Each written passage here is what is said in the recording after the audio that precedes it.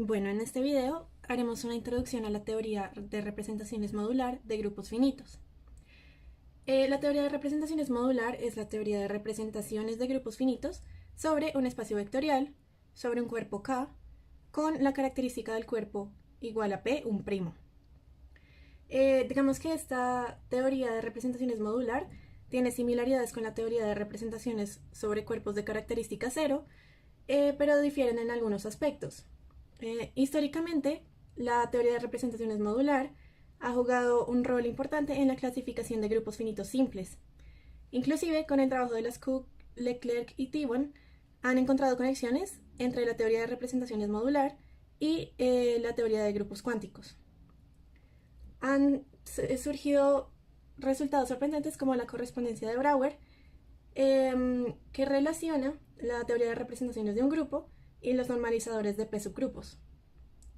Ahora, las representaciones van a depender estrictamente de la relación entre el orden del grupo y la característica del cuerpo. Esta relación nos va a decir cómo es la estructura del álgebra de grupo, y vamos a tener que para el caso en que la característica del cuerpo es cero, el álgebra va a ser semisimple, lo que implica que las representaciones van a ser irreducibles. Y bueno, la teoría de representaciones modular tiene varias aplicaciones, como lo son a los campos de geometría algebraica, teoría de números, teoría de códigos, y por lo tanto resulta de alto interés su estudio, ya que incluso nos permite una mejor comprensión de la teoría de representaciones modular, de la teoría de representaciones sobre cuerpos de característica cero. Bueno, para el estudio de lo que sigue necesitamos introducir primero unos conceptos preliminares sobre los que va a tratar el resto del proyecto. Entonces, en primer lugar, diremos que un álgebra es un espacio vectorial A con un mapa de multiplicación que va de A por A en A, y este mapa es bilineal, asociativo y unital.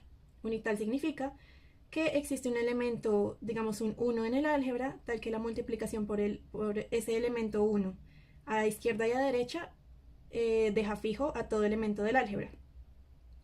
Como ejemplo podemos considerar las matrices n por n con multiplicación matricial que forman un álgebra, y también vamos a considerar este ejemplo muy importante que es el álgebra de grupo. Si tomamos G un grupo finito, recordemos que su álgebra de grupo va a estar dada por combinaciones lineales de elementos en el cuerpo K de elementos del grupo, donde bueno, la multiplicación y la multiplicación por escalar y la suma van a estar definidas en términos de las operaciones dentro del grupo y dentro del cuerpo. Ahora vamos a definir el álgebra opuesta. Si tomamos A con su mapa de multiplicación un álgebra, entonces el álgebra opuesta, AO, va a decirse que tiene un mapa multiplicación opuesto, que es MO, que va del álgebra opuesta por el álgebra opuesta en el álgebra opuesta, y que a un elemento A y un elemento B los multiplica con el mapa de multiplicación original del álgebra, pero invierte su orden, primero B y luego A. Bueno, ahora necesitamos introducir el concepto de módulo para poder relacionar todo lo que sigue. Entonces diremos que si A es un álgebra, una módulo es un espacio vectorial M con una acción que va del álgebra por el espacio vectorial en el espacio vectorial, y este mapa va a cumplir que es distributivo con respecto a la suma a izquierda y a derecha. Va a cumplir un tipo de asociatividad que es A por B actuando en M, va a ser lo mismo que A actuando en B actuando en M, y el elemento identidad va a preservar cualquier elemento del espacio vectorial. Ahora, la proposición más importante que vamos a probar en este momento es la siguiente. Decimos que G es un grupo finito, y recordemos que KG es su álgebra de grupo. Entonces, un módulo sobre el álgebra de grupo de G es equivalente a una representación de G. Entonces, brevemente vamos a repasar esta prueba. Decimos que si ρ es el mapa que convierte a M en un KG módulo, entonces podemos restringir ese mapa ρ a G, visto como un subconjunto de su álgebra de grupo, entonces ρ restringido iría de G en los homomorfismos de M en M. Y bueno, uno puede probar que cada elemento, cada ρ de G tiene un inverso, que va a ser ρ de G inverso, y esto implica que en particular ρ restringido a G va a ser un mapa de G en las transformaciones invertibles del espacio vectorial. Y justamente esto quiere decir que tenemos una representación de G. Ahora, veamos la dirección contraria. Si tenemos ρ, una representación de G en M, entonces podemos tomar un mapa ρ tilde, que va a ser extender linealmente ρ a su álgebra de grupo de la siguiente forma. Entonces ρ tilde de un elemento en el álgebra de grupo va a ser simplemente la sumatoria de los mismos coeficientes, pero de ρ, que es la acción, que es el mapa que relaciona la representación de G, actuando evaluado en el elemento del grupo. Y justamente esto nos dice que tenemos un KG módulo, o sea, un módulo sobre el álgebra de grupo de G. Ahora es necesario hablar de módulos semisimples. Recordemos las definiciones. Entonces, un A módulo U es simple si no tiene submódulos propios no triviales. Es decir, cualquier elemento no cero de U es un generador. Y U es una imagen homomorfa del A módulo A. Bueno, ahora un A módulo U decimos que es semisimple si es una suma directa de módulos simples, de A módulos simples. Bueno, ahora es necesario introducir algunos conceptos que van a ser útiles para nuestra descripción de la teoría de representaciones modular. Por ejemplo, el radical de A es lo siguiente, siendo A un álgebra. Es el submódulo más pequeño de A con cociente semisimple. Es también la intersección de todos los submódulos maximales de A y el ideal nilpotente más grande de A. Vamos a denotarlo por rad de A. Bueno, y también esto nos da una caracterización para el álgebra A en términos de su radical, porque un álgebra es semisimple si su radical es 0. Ahora, vamos a definir una noción en algún sentido dual del radical, que es el socle. El socle de un A módulo U es el conjunto de los elementos de U que cumplen que el radical de A por U es 0. También es el módulo semisimple más grande de U. Y además es la suma de todos los submódulos simples de U. Entonces vamos a denotarlo por socle de U. Ahora, vamos a introducir una última definición antes de pasar a hablar de álgebras de grupo, que va a ser la siguiente. Tomemos una álgebra A vista como un módulo sobre sí mismo. Y tomemos A1 hasta AR para algún R a módulos, de forma que A sub I más 1 está contenido en A sub I. Esto nos permite definir la siguiente serie. Entonces vamos a decir que A es igual a A0, que contiene a A1, que contiene a todos los siguientes hasta AR, que es 0. Y decimos que esta es una serie de descomposición del álgebra A si ocurre que el cociente AI sobre AI más 1 es simple. Y diremos también que los AI sobre AI más 1 son los factores de descomposición de la serie de descomposición de un álgebra A. Bueno, también es importante hablar de álgebras simples. Entonces, endomorfismos de U va a denotar el álgebra de endomorfismos de un A módulo U. Ahora tenemos un teorema que dice que el álgebra de endomorfismos de A es isomorfa a la álgebra opuesta. Bueno, entonces ahora vamos a enunciar un par de resultados que nos van a permitir probar un último teorema. Entonces hay un lema que dice que si un A módulo U es suma directa de A módulos, de A submódulos, entonces los endomorfismos de U será isomorfo al álgebra de matrices con entradas provenientes de los homomorfismos en A de UJ a UI. Bueno, esto nos permite caracterizar el álgebra porque si A es simple, entonces A va a ser un álgebra matricial.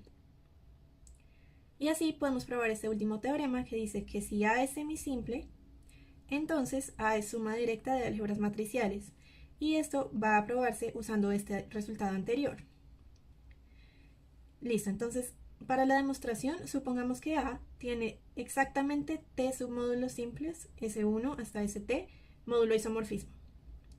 Ahora, si A es la suma directa de U sub 1 hasta U sub T, donde cada U sub I es isomorfo al submódulo simple S sub I, entonces si tomamos un phi en los homomorfismos de UI a U sub J, esto va a implicar que phi de UI va a ser isomorfo a un submódulo de U sub J. Y por lo tanto, si I es diferente de J, ya que ningún U sub I es isomorfo a ningún U sub J, entonces necesariamente phi tiene que ser 0. Esto va a implicar que los endomorfismos de A va a ser isomorfo a la suma directa de los endomorfismos de cada uno de los U sub I. Y como habíamos probado en este teorema, que los endomorfismos de A son isomorfos a su álgebra opuesta, y cada uno de estos endomorfismos de U sub I es una álgebra matricial, vamos a tener que A es semisimple implica que es una suma directa de álgebras matriciales. Bueno, ha llegado el momento de nuestro caso de mayor interés para la aplicación de los conceptos anteriores, que es en el caso en que tenemos un álgebra de grupo. Entonces, vamos a probar este teorema muy importante que nos permite caracterizar la estructura de las representaciones sobre un espacio vectorial, sobre un cuerpo de característica P', y es el siguiente. Tomemos el álgebra de grupo. Esta álgebra es semisimple si y solo si la característica del cuerpo, que es igual a P, no divide al orden del grupo G. Bueno, para probar este teorema, la primera dirección vamos a probar la forma contrarrecíproca, es decir, vamos a suponer que P divide al orden del grupo G y concluir que el álgebra no puede ser semisimple. Entonces, supongamos que P divide al orden del grupo. Y tomemos K como un Kg módulo trivial, es decir, es unidimensional.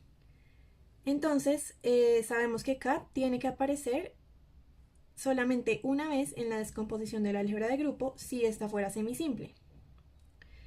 Bueno, ahora tomemos un homomorfismo del grupo G al grupo identidad.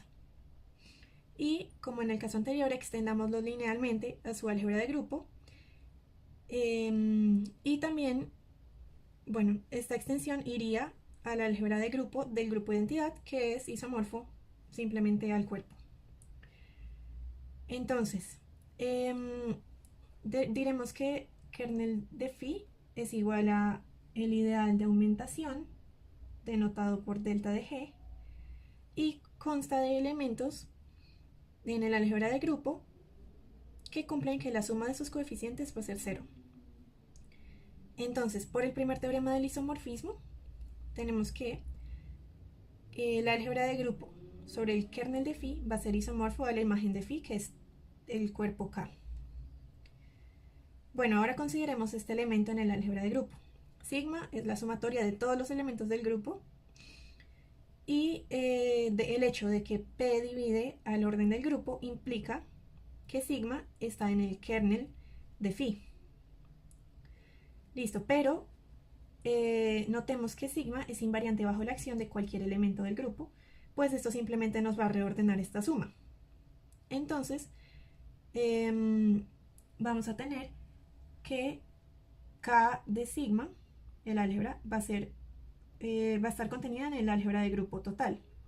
Y si consideramos esta serie de descomposición, donde va el álgebra de grupo, que contiene al kernel de phi que contiene al álgebra de este elemento que contiene al módulo 0, vamos a tener que este factor, el álgebra de grupo sobre el kernel de phi, como habíamos dicho acá, es isomorfo al cuerpo, pero también K del elemento sigma, pues sobre 0, también es isomorfo al cuerpo, es decir, que aparece 2 veces en la descomposición de Kg, pero aquí habíamos dicho que para que fuera semisimple debía aparecer solamente una vez.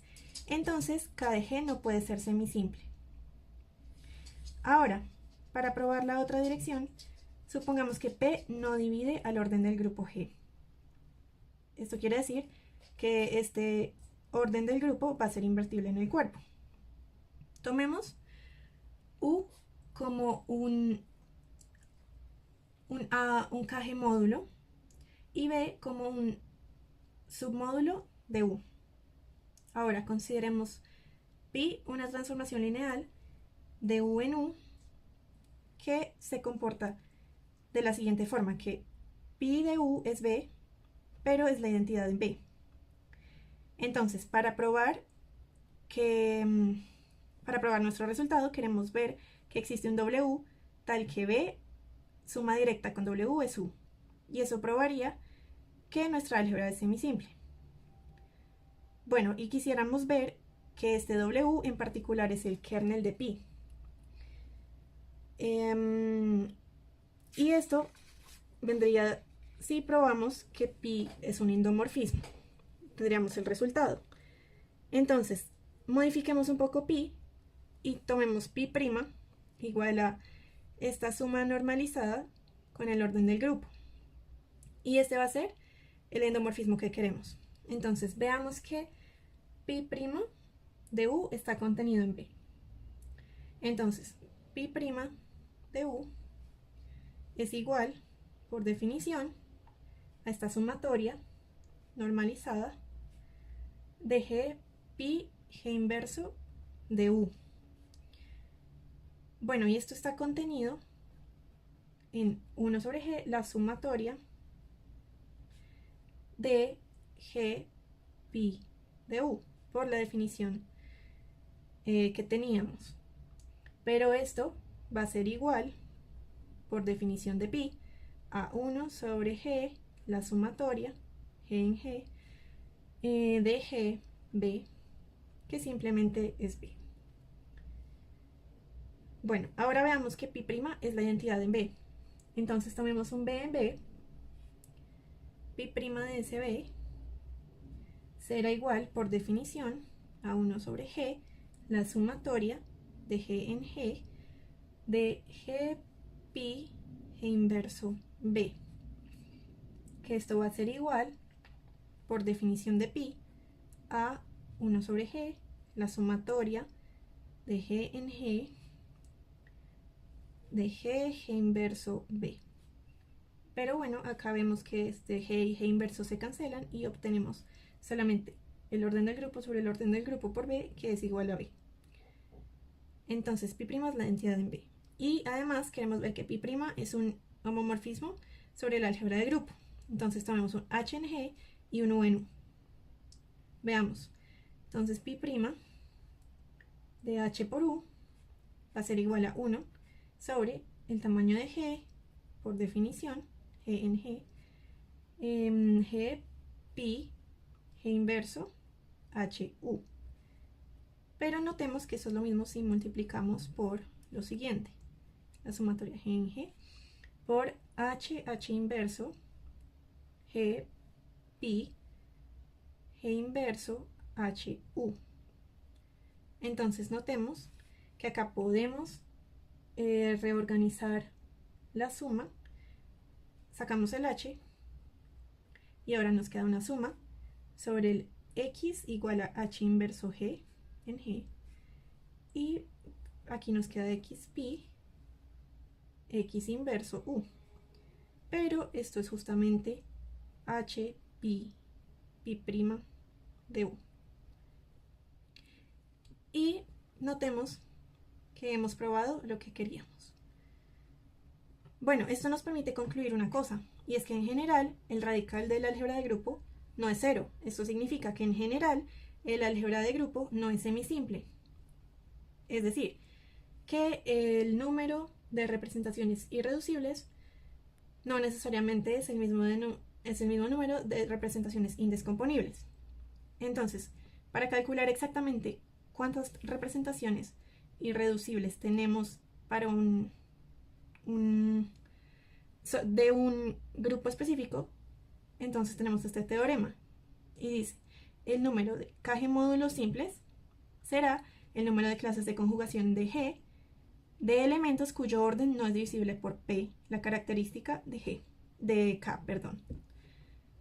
Bueno, esto nos dice exactamente cuántas representaciones irreducibles tenemos en cada caso. Notemos lo siguiente: si P es igual a 2, el número de Kg módulos simples va a ser simplemente, por este teorema, el número de clases de conjugación de elementos de orden impar. Y notemos que el caso que trabajamos en clase, la característica del cuerpo es 0, tenemos la teoría de representaciones usual. Esto quiere decir que tenemos que el número de representaciones irreducibles de un grupo será justamente el número de clases de conjugación de ese grupo. Y hemos probado el hecho de que las tablas de caracteres que trabajamos en clase efectivamente son cuadradas. Es decir, que tienen la misma cantidad de filas y la misma cantidad de columnas. Ahora veamos unos ejemplos. Ahora, después de que probamos los dos teoremas anteriores, podemos aplicarlos a algunos ejemplos. Entonces, para el ejemplo 1, tomemos G un P-grupo. Entonces, vamos a ver que el Kg módulo trivial K, unidimensional, es el único Kg módulo simple. ¿Esto por qué sucede? Por el teorema anterior, tenemos que la identidad es el único elemento cuyo orden no es divisible por P, porque G es un P-grupo. Entonces, Kg tiene un único módulo simple, pero sabemos que el módulo trivial K es simple, entonces tenemos nuestro resultado.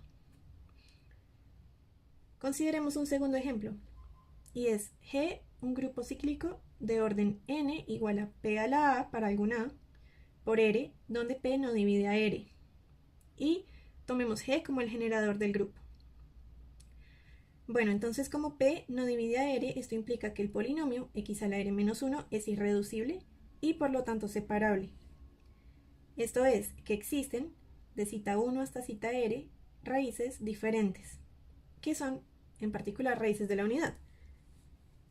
Bueno, entonces tomemos lambda como una de estas raíces de la unidad y formemos el espacio vectorial B lambda unidimensional asociado a esta raíz.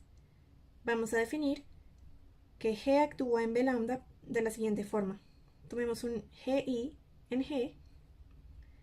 Entonces GI actúa en un B en B lambda, B en B lambda, de la siguiente forma. GI actuando en B es igual a lambda a la I por B. Bueno, en particular tenemos que lambda a la R es 1, porque es una raíz r-ésima de la unidad, y esto implica, por el orden del grupo, que lambda a la n es igual a 1. Entonces, B lambda es efectivamente un módulo. Y además es simple, pues es unidimensional. Esto implica que si hacemos otra escogencia de lambda, vamos a obtener un diferente B lambda. Entonces, por cada raíz que escogemos, obtenemos un módulo simple. El hecho de que G sea abeliano implica que el número de clases de conjugación es igual al número de elementos del grupo.